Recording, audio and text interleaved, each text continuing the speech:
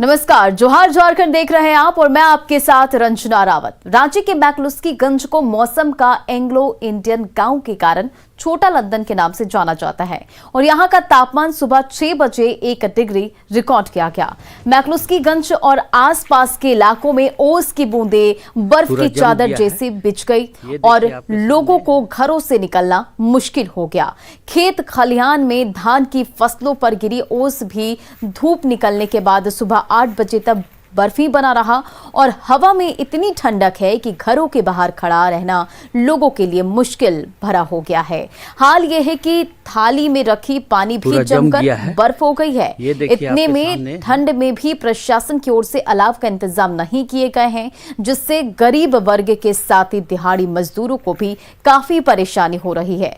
आपको बता दें कि रविवार को यहाँ न्यूनतम तापमान 1.3 डिग्री दर्ज किया गया था। बर्फ जम गया है। बच्चा लोग शाम में थाली पर थोड़ा पानी रख दिए थे, हाँ, और पानी पूरा बर्फ जम गया है। वो लोग तोड़ तोड़ के खा रहे हैं, खेल रहे हैं बच्चे लोग। झारखंड में ठंड बढ़ने लगी है। रविवार को न्यूनतम तापमान 6 डिग्री सेल्सियस तक रिकॉर्ड किया गया। वहीं अगले 2-3 दिन न्यूनतम तापमान 7 डिग्री सेल्सियस तक पहुंचने का अलर्ट जारी किया गया है। मौसम विभाग ने अगले 24 घंटे में राज्य के दक्षिणी भागों में न्यूनतम तापमान में और गिरावट होने की संभावना व्यक्त की है। रांची के कांके स्थित बिरसा कृषि विश्वविद्यालय और रिनपास इलाके के आसपास तापमान सुबह करीब 7 डिग्री दर्ज किया गया और ऐसे में बढ़ते ठंड से लोगों की परेशानी भी बढ़ती जा रही है। कनकनी के साथ झारखंड में बढ़ने लगी है ठंड। मैं इस वक्त रांची के कांके में खड़ा हूं और आप देख सकते हैं कि तस्वीरों के माध्यम से किस तरह से पेड़ पौधे पर ओस गिर रहा है। अभी रांची का तापमान 6 से 7 डिग्री के बीच में है, यानी पिछले कई दिनों से जिस तरह से तापमान में गिरावट हुई है उसको लेकर के प्रशासन भी एहतियात बरतते हुए नहीं दिखाई दे रहा है। यानी ठंड का प्रकोप आप साफ तौर पर देख सकते हैं कि लोग अपने घरों से कम निकल रहे हैं और जो निकल रहे हैं वह अपने साथ स्वेटर मफलर बांध करके निकलते हुए दिखाई दे रहे हैं। यानी पूरे झारखंड का तापमान अभी देखें तो 7 से 12 डिग्री टेम्परेचर के बीच में है। गुमला, लोहरदगा, रामगढ़, रांची, हजारीबाग में लगातार तापमान में गिरावट हो रही है। यानी अगले 48 घंटों में तापमान में और गिरावट होगी, ऐसा अनुमान लगाया है मौसम विज्ञान विभाग ने। रांची से निरंजन। और इधर गोड्डा में पिछले 2 दिनों से ठंड का कहर बढ़ता ही जा रहा है। अगर पिछले 2 दिनों की बात करें तो पारा 7 से 8 डिग्री के बीच देखा जा रहा है। वहीं अधिकतम तापमान 22 से 24 डिग्री के बीच है। मौसम वैज्ञानिकों ने बताया कि आने वाले समय में ये ठंड जारी रहेगा और जिले में शीत लहरें भी जारी रहेगी। और वहीं सुबह के समय में कोहरा भी दिख रहा है। गोड्डा में लोग अलाव के सहारे ठंड को कम करने की कोशिश कर रहे हैं। मौसम ने अचानक से करवट बदला है और इसकी असर गोड्डा में भी देखने को मिल रही है। पूरे राज्य की अगर बात करें तो पारा लुढ़क कर 5 से 6 डिग्री टेम्परेचर के बीच आ चुका है और गोड्डा की अगर हम बात करें तो पिछले दिनों के मुकाबले आज का पारा जो है वो लुढ़क कर 7 डिग्री पर है। अधिकतम तापमान जो बताई जा रही है जिले में वो 22 से 23 डिग्री टेम्परेचर बताई जा रही है। और आप देखिए कि सूर्य की रोशनी के बीच भी लोग अब अलाव जलाकर यहाँ पर ताप रहे हैं। ठंड जो है उसे दूर करने का प्रयास कर रहे हैं। कुछ लोग हैं हमारे साथ, हम उनसे बातचीत कर लेते हैं कि इस बार का जो ठंड है वो कैसा है। कैसा ठंड है भैया इस बार? बहुत ठंडा लग रहा है। बहुत ठंड है। हाँ देखे ना, अभी आए तो पूरा कांप रहा है। क्या नाम हुआ आपका? मेरा सरवन मिर्जा नाम है। सरवन, पिछले साल के मुकाबले इस साल का ठंड कैसा है? बहुत ज्यादा है। बहुत ज्यादा है। बहुत ज्यादा है। हाँ। कहाँ से आप लोग आते हैं? बिहार से। बिहार। उधर तो और ठंडा होगा तब। हाँ उधर तो और ज्यादा। आपका क्या नाम हुआ? फंटूस दास हुआ। बहुत ठंडा। उधर गांव साइड तो ज़्यादा ठंडा लग रहा होगा। गांव में बहुत ठंडा है। इस साल का जो ठंड है मौसम वैज्ञानिक की माने तो उन्होंने बताया है कि शीतलहरी के साथ साथ इस साल कुछ कोहरे भी रह सकते हैं और आने वाले समय में पारा और लुढ़कने की संभावना जताई जा रही है। गौरव झा, न्यूज़ 18, गोड्डा।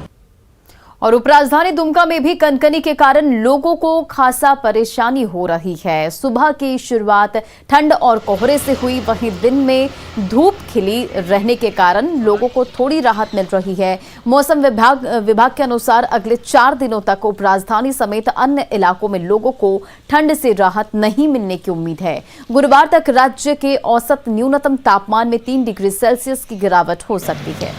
झारखंड की उपराजधानी दुमका में भी ठंड का कहर देखने को मिल रहा है और इस वक्त हम मौजूद हैं दुमका के शहरी क्षेत्र रसिकपुर में। रसिकपुर यह इलाका है और आपको बता दें ये इलाका शिक्षण संस्थानों से भरा पड़ा है। सुबह का वक्त है और जो छात्र छात्राएं हैं वो अपने कोचिंग संस्थान को निकल रहे हैं और जो भी लोग हैं अपने व्यवसाय को लेकर सुबह ऑफिस के लिए निकल रहे हैं। दुमका जिला सहित अन्य जिलों में भी लगातार जो है वो ठंड का कहर देखने को मिल रहा है। दुमका की उपराजधानी में फिलहाल 8 डिग्री तक तापमान दिख रहा है। नितेश कुमार, न्यूज़ 18 दुमका। और रामगढ़ में सर्दी के चलते लोगों का घर से निकलना मुश्किल हो रहा है। पारा 6 डिग्री तक पहुंच गया है। कुहासे के चलते वाहनों की रफ्तार धीमी हो गई है। देखिए संवाददाता जावेद खान की ये रिपोर्ट। ये ग्रामीण इलाका है, हमारे पीछे देख सकते हैं ग्रामीणों को ठंड से ठिठुर रहे हैं और यहाँ पर अलाव भी जलाया गया है ठंड से बचने के लिए, क्योंकि रामगढ़ जिले में अभी पारा जो है न्यूनतम जो है 6 डिग्री सेल्सियस तक चला गया है, अधिकतम 18 डिग्री। और मौसम विज्ञान केंद्र के वैज्ञानिक ने बताया कि पारा आगे जाके और लुढ़केगा और इसके कारण शीतलहरी चल रही, इसके कारण जो है ठंड में ज़्यादा इजाफा देखा जा रहा है। बहुत ठंडा लग रहा है, ठहरे नहीं और सुते नहीं पा रही, ठंडा से बैसे नहीं पा रही। ठंडी बहुत ज़्यादा है, आग भी लगा हुआ है, ठंड बहुत ज़्यादा है, ठंडा के चलते यहाँ कूप लगा हुआ है। और गर्म कपड़े का इस्तेमाल करें, बच्चों को खासकर इस मौसम में ज़्यादा बचाने की ज़रूरत है। जावेद खान, न्यूज़ 18 रामगढ़। कांग्रेस विधायक इरफान अंसारी ने झारखंड सरकार से कोविड काल में मृत लोगों के परिजनों को बिहार की तर्ज पर 4 लाख मुआवजा देने की मांग की है। और झारखंड सरकार कोविड काल में मृत लोगों के परिजनों को 50,000 रुपए मुआवजे के तौर पर दे रही है। कोरोना काल में हमने देखा कि कैसे लोगों की जानें गई। एक तो हमारी सरकार ने नहीं बल्कि विभाग के पदाधिकारियों ने आंकड़े छिपा दिए। जो लोग मारे गए थे उसके आंकड़े भी छिपाए गए, न जाने क्यों, क्या कारण है। अब जो लोग अपने सभी लोगों को खो दिया, ऐसे में मैंने मांग किया था कि प्रत्येक जो मृतक परिवार हैं, जो मृतक जिनके परिवार में से लोग मारे गए हैं, उनको सरकार 4-4 लाख रुपए मुहैया दे। बिहार में दिया गया है तो why not in Jharkhand? Jharkhand का तो पैसा है नहीं कि WHO का पैसा है, इस सेंट्रल से पैसा आया है, तो 50,000 रुपया क्या? ये मांग किया था मैंने विधानसभा में मैंने मांग किया था, लेकिन भाजपा के लोगों को इससे कोई मतलब है नहीं। सरकार को जब मैंने कहा, हमारे स्वास्थ्य मंत्री को जब मैंने कहा, तो वो भी गंभीर हुए, बोले कि नहीं मैं इसको देखता हूं।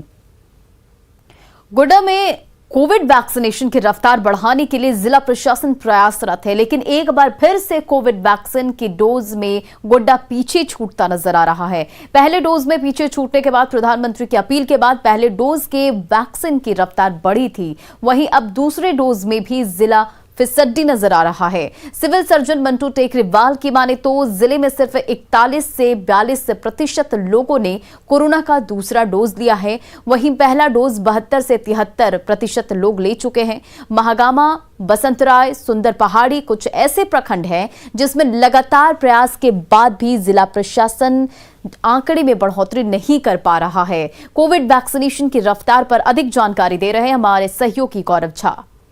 वैक्सीनेशन की रफ्तार में एक मरतबा फिर से गिरावट आ गई है।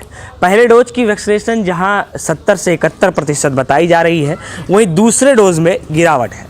अगर हम पूरे झारखंड में बात करें तो कुछ ऐसे ज़िले हैं जिनमें वैक्सीनेशन की जो रिपोर्ट है वो 40% से भी कम बताई जा रही है, 50% से भी कम बताई जा रही है, जिसमें से एक जिला गोड्डा भी आ रहा है।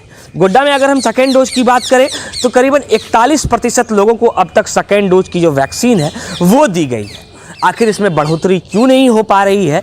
इन तमाम चीज़ों को लेकर जब हमारी स्वास्थ्य विभाग से बात हुई है तो स्वास्थ्य विभाग के जो अधिकारी हैं CS मंटू टेकरीवाल ने बताया है कि दरअसल सुदूर एरिया में हम लोग प्रयास कर रहे हैं कि वैक्सीनेशन की रफ्तार को बढ़ाई जाए, लेकिन अब भी जैसे कि बसंतराय हो जाए, महागामा हो जाए, सुंदर पहाड़ी हो जाए, इन क्षेत्रों में अब भी वैक्सीनेशन के लिए लोग घरों से बाहर नहीं निकल रहे हैं। लगातार जो ANM है वो प्रयास कर रही हैं या अधिकारी जो है वो प्रयास कर रहे हैं कि घर घर जाकर भी वैक्सीन दे दिया जाए, लेकिन लोग घर से बाहर निकलने को तैयार नहीं है और वैक्सीन लेने के लिए तैयार नहीं है। यही एक कारण है कि जिले में सेकेंड डोज का वैक्सीन सिर्फ 41 से 42% लोगों तक ही पहुंच चुका है। गौरव झा, न्यूज़ 18, गोड्डा। और आज झारखंड विधानसभा के शीतकालीन सत्र का तीसरा दिन है और आज भी हंगामे होने के पूरे आसार है। प्रमुख विपक्षी दल बीजेपी JPSC रोजगार जैसे मुद्दों पर सरकार को घेरने की रणनीति बना चुकी है। आज मुख्यमंत्री प्रश्नकाल भी होगा। मॉनसून सत्र के दौरान मुख्यमंत्री प्रश्नकाल हंगामे की भेंट चढ़ गया था। वहीं दूसरी ओर सरकार 2,936 करोड़ के द्वितीय अनुपूरक बजट को पारित कराने के लिए प्रश्नों का उत्तर देगी। विधानसभा में आज पहली पाली में प्रश्नकाल के दौरान मंत्रिमंडल निगरानी, कार्मिक, गृह कारा और आपदा प्रबंधन विभाग जुड़े सवालों का जवाब दी जाएगी।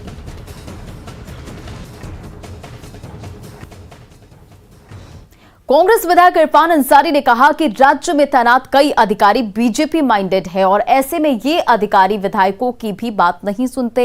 उन्होंने कहा कि इस मुद्दे को वे सदन में भी उठाएंगे और ऐसे अधिकारियों को चिन्हित कर तुरंत हटाने की मांग करेंगे। बीजेपी माइंडेड पदाधिकारी इस राज्य में जमे हुए हैं और वो एक से एक कारनामा कर रहे हैं। राज्य में कई बार हम लोगों ने कहा कि ऐसे पदाधिकारी को हटाया जाए। अभी तक विधायक दल की बैठक में भी हम लोगों ने कहा पदाधिकारी विधायकों का सम्मान नहीं करते हैं, विधायकी गरिमा को वो नहीं पहचानते हैं। अब तो हमें डर लगता है कि फोन करें कि नहीं करें, क्या बोल देगा उल्टा पुल्टा। इज्जत बचा रहे हैं, पदाधिकारियों से बात करना नहीं चाहते हैं हम लोग। कुछ पदाधिकारी अच्छे भी हैं और कुछ पदाधिकारी ऐसे हैं कि लगता है कि सुपर पावर है। मैं कह रहा हूं कि जो भी ऐसे पदाधिकारी हैं उसको चिन्हित किया जाए और उसको यहां से हटाया जाए, ताकि जो सरकार बनी है, हमारे मुख्यमंत्री जी इतना अच्छा काम कर रहे हैं, तो हमें भी तो पदाधिकारियों को भी तो चाहिए कि हाँ उनको हम सहयोग करें। तो ये कहीं ना कहीं हमें लगता है कि मिस कम्युनिकेशन और गैप है, उसको हम लोग को भरना होगा। उधर राज्य में ट्रैफिक पुलिस, नगर निगम और स्मार्ट सिटी की लापरवाही का हर्जाना आम लोगों को चुकाना पड़ रहा है। शहर के कई ट्रैफिक पोस्ट पर न तो जेब्रा क्रॉसिंग का नामो निशान है और न ही हर स्थान पर प्रॉपर रेड लाइट सिग्नल है। ऐसे में गलत चालान से लोगों की जेब ढीली हो रही है। शहर के अधिकतर ट्रैफिक सिग्नल ग्रीन के बाद सीधे रेड हो जाते हैं और फिर रेड के बाद ग्रीन हो जाते हैं, जिससे लोग परेशान हो रहे हैं। और ऐसे में रांची के प्रभारी ट्रैफिक SP ने सिग्नल में गड़बड़ी को स्मार्ट सिटी कॉरपोरेशन और नगर निगम के सहयोग से दुरुस्त करने की बात कही है। सबसे चिंता की बात है कि काफ़ी संख्या में लोग रेड लाइट वायलेशन कर रहे हैं और उसका परिणाम भी हम लोग देख रहे हैं। इसमें हम लोग प्रयास कर रहे हैं अपनी तरफ से। एक तो जो चालान या फाइन जो भी होता है वो तो हम लोग रेगुलर करते रहते हैं। हमारी तरफ से अपील भी की जाती है बारंबार ट्रैफिक पुलिस के माध्यम से जनता से कि आप लोग जो ट्रैफिक नियम है, ट्रैफिक सिग्नल्स है, उसका पालन करें और रेड लाइट वायलेशन या कोई भी इस तरह का वायलेशन, ट्रैफिक वायलेशन है, उसको ना करें। जो सिग्नल यहाँ पे काम करते हैं, कुछ सिग्नल जो है स्मार्ट सिटी के लगे हुए हैं, कुछ सिग्नल निगम के लगे हुए हैं, तो उसमें जो भी कभी इशू अगर आता है तो हम लोग रेगुलर जो उनसे संपर्क में रहते हैं और हमारा प्रयास है कि कहीं भी इस तरह की समस्या न आए। जैसे जैसे हम लोग को पता चलता है, जो भी समस्या हम लोग को दिखाई देती है, उस आधार पर हम लोग जो है आगे की कार्रवाई करते हैं। कड़ी मेहनत के बाद जेब में पैसे आते हैं और जिंदगी की गाड़ी चलती है, लेकिन इसी समाज में कुछ ऐसे शातिर हैं जो बिना किसी मेहनत के भोले भाले लोगों की जेब पर डाका डाल रहे हैं। और हम बात कर रहे हैं साइबर अपराधियों की। देवघर में 11 साइबर अपराधियों को गिरफ्तार किया गया है, जिनके पास से बरामद सामान और उनके ठगी के तरीकों को आप जानेंगे तो हैरान रह जाएंगे। बताना चाहूंगी कि आपके खाते को 50,000 की लॉटरी लगी है। सर, आपका ATM कार्ड एक्सपायरी होने वाला है। बिल्कुल इसी फिल्मी अंदाज में लोगों को अपने जाल में फांसकर ये सभी 11 साइबर अपराधी चूना लगाते थे। साइबर ठगी के जरिए कितनी मोटी रकम ठगते थे, उसका अंदाजा आप इस चमचमाती कार को देखकर लगा सकते हैं। जो बिल्कुल नई है। गाड़ी का नंबर प्लेट तक नहीं है। शोरूम से निकालने के बाद रिबन तक बरकरार है। अब जरा इन मोबाइल सेट पर नजर डालिए। साइबर अपराधियों के पास से एक 4 व्हीलर के अलावे 22 mobile phone, 35 SIM card, 7 ATM card, 1 laptop, 4 passbook, 4 chequebook और 32,000 रुपए कैश बरामद हुए हैं। इन मोबाइल फोन्स का इस्तेमाल कर ये सभी लोगों की आंखों में धूल झोंकते थे। जिसमें आज हम लोग सारा थाना अंतर्गत कुरुमटान और जगराई में छापेमारी किया था और देवपुर थाना अंतर्गत कपसा में कुल 11 साइबर अपराधी गिरफ्तार हुए। उनके पास से 22 मोबाइल और 35 सिम और ATM 7, लैपटॉप 1, पासबुक 4, चेकबुक 4 और एक के 4 व्हीलर कार पकड़ाई है राहुल कुमार मंडल के पास। नगद 32,000 रुपये मिले। देवघर पुलिस ने सारठ और देवीपुर थाना क्षेत्र में ताबड़तोड़ छापेमारी कर इन 11 साइबर अपराधियों को गिरफ्तार किया है। ये सभी साइबर अपराधी कई तरह के पेमेंट ऐप का इस्तेमाल करते हुए लोगों को ठगते थे। एक दुर्जोराना पूर्व में 81-20 केस साइबर थाना कांस्टेबल में अभी आ चुके हैं। कुछ नया तकनीकी सभी यूज कर रहे हैं। इसमें टीम वेबर और क्विक सपोर्ट वगैरह एक्सेस करा करके लोग ठगी कर रहे हैं। जाहिर है ऐसे ठगों से आपको सावधान और सचेत रहने की जरूरत है। न्यूज़ 18 के लिए देवघर से मनीष दुबे की रिपोर्ट।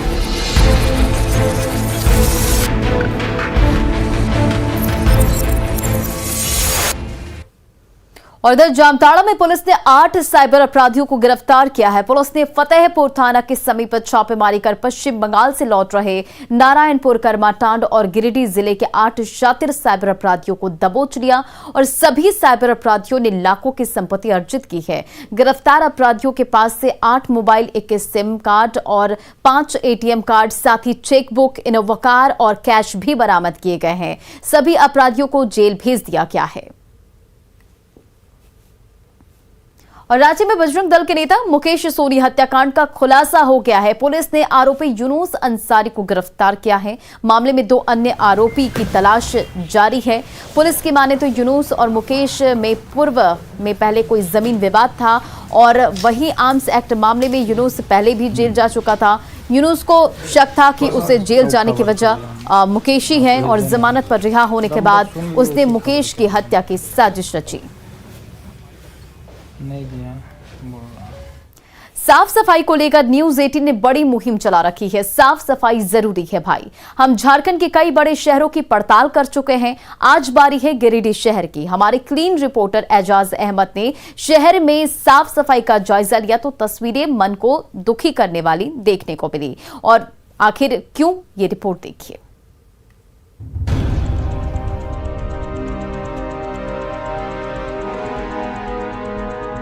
सड़कों और गलियों में फैली गंदगी की ये तस्वीरें गिरिडीह शहर की हैं। हमारे क्लीन रिपोर्टर एजाज अहमद ने जब नगर निगम के अधीन इलाकों का जायजा लिया तो कई जगहों में साफ सफाई का घोर अभाव देखने को मिला। शहर के झिंझरी मोहल्ले में देखिए क्या है गंदगी का आलम। यहाँ से कुछ दूरी पे ये जो दिख रहे हैं वो अटल क्लिनिक है, जो 10 मीटर की दूरी पे हो, लेकिन ये अभी जर्जर स्थिति में बनी हुई है। और इसके अगल बगल देख सकते हैं कि कचड़ों का अंबार लगा हुआ है। और यहाँ से 50 मीटर की दूरी पर ही 7 बटालियन जो CRPF है उसका हेड क्वार्टर है। और यहीं से कुछ दूरी पे लगभग 30 से 40 मीटर की दूरी पे बस स्टैंड है। और यहाँ पे देख सकते हैं कि कचड़ों का अंबार लगा हुआ है और साफ सफाई कभी नहीं होती है। ये इलाका शहर का मुख्य क्षेत्र माना जाता है। कई जगहों पर लगे कूड़े कचरे का ढेर बता रहा है कि नगर निगम जिसके कंधे पर शहर को चमकाने का दायित्व है वो अपनी ड्यूटी नहीं निभा रहा। तभी तो यहाँ रह रहे लोग निगम के रवैये से नाराज दिख रहे हैं। बहुत बार देखे इतना कचरा हो जाता है यहाँ पे हमेशा, और कोई है नहीं, क्या करे, किसको बोले। समझे, नगर निगम से आता है, गाड़ी आता है, कुछ साफ किया, कुछ डाल दिया, बस उसके बाद छोड़ दिया जाता है। लोग परेशान हैं तो निगम के अधिकारी सफाई देने में जुटे हैं। हमने निगम के उप महापौर से गंदगी को लेकर सवाल किया तो इसका ठीकरा उन्होंने सफाई के लिए हायर की गई एजेंसी पर फोड़ दिया। सुन लीजिए इनका जवाब। जो आकांक्षा वेस्ट मैनेजमेंट हमारा जो एजेंसी है काम कर रही है, वहाँ बीच बीच में और लंबे समय तक हड़ताल रहने के कारण और सफाई का कार्य बाधित हुआ है। जितनी गाड़ियाँ हमारी आकांक्षा वेस्ट मैनेजमेंट का वार्ड में जाना चाहिए, वो अभी नहीं जा पा रहा है। बात चाहे सड़कों पर फैली गंदगी की हो या बस स्टैंड और सीआरपीएफ बटालियन के आसपास के इलाके की, हमारे कैमरे में जो कुछ भी तस्वीरें कैद हुई वो साफ बयां कर रही है कि शहर को साफ सुथरा रखने का दावा हवा हवाई साबित हो रहा है, क्योंकि कचरों के अंबार से कोरोना काल में संक्रमण के साथ ही दूसरी बीमारियों के बढ़ने का भी खतरा रहता है। ऐसे में न्यूज़ 18 लगातार अपील कर रहा है कि साफ सफाई जरूरी है भाई। आप भी हमारी इस मुहिम से जुड़िए और अपने शहर को स्वच्छ और सुंदर बनाइए। एजाज अहमद, न्यूज़ 18, गिरिडीह। और चलिए एक बड़ी खबर आपको रांची से बता दें। रांची के धुर्वा में सड़क हादसा हुआ है और हादसे में एक की मौत की खबर है। तो बड़ी खबर रांची से, जहां रांची के धुर्वा में सड़क हादसा और इस हादसे में एक युवक की मौत और 2 लोग घायल बताए जा रहे हैं। आपको बता दें कि हादसे के बाद लोगों में आक्रोश है और आक्रोशित लोगों ने सड़क जाम कर टायर जलाकर विरोध किया। साथ ही मौके पर पहुंची पुलिस ने लोगों को शांत कराने की कोशिश में जुटी हुई है। इस पर अधिक जानकारी के साथ हमारे संवाददाता ओम प्रकाश हमारे साथ हैं। ओम प्रकाश, क्या कुछ इस पर अधिक जानकारी है? जी, बता दें कि सुबह ही 3 बच्चे जो थे वो घर से मॉर्निंग वॉक को निकले थे। उसी बीच एक दंदनाती हुई कार आकर इन्हें ठोक कर चली जाती है। बुरी तरह से 2 युवक इस हादसे में घायल हो जाते हैं, तो वहीं एक युवक की मौत हो जाती है, जिसके बाद जो परिजन हैं वो आक्रोशित हो जाते हैं। आसपास के लोग जो है वो सड़कों पर उतर आते हैं और सड़क जाम कर दिया जाता है। और हालांकि अभी भी लोग जो हैं यहाँ भारी संख्या में सड़क पर मौजूद है और कहीं ना कहीं जो कार्रवाई है उसकी मांग की जा रही है। और जिस तरह से हाल के दिनों में अगर देखा जाए तो जो सड़कों पर तेज रफ्तार वाहन है उन पर अंकुश नहीं लगाया जा रहा है, उसे लेकर लोग जो है वो आक्रोशित हैं और उसी की वजह से वो सड़कों पर उतरकर प्रदर्शन कर रहे हैं। जी, इन तमाम जानकारियों के लिए बहुत बहुत शुक्रिया ओम प्रकाश। तो ये बड़ी खबर आपको रांची से बता रहे, जहां सड़क हादसा हुआ है धुर्वा में और हादसे में एक युवक की मौत हो गई है और 2 लोग घायल बताए जा रहे हैं। और फिलहाल जोहार झारखंड के इस बुलेटिन में इतना ही। बने रहे आप न्यूज़ 18 पे आज झारखंड के साथ।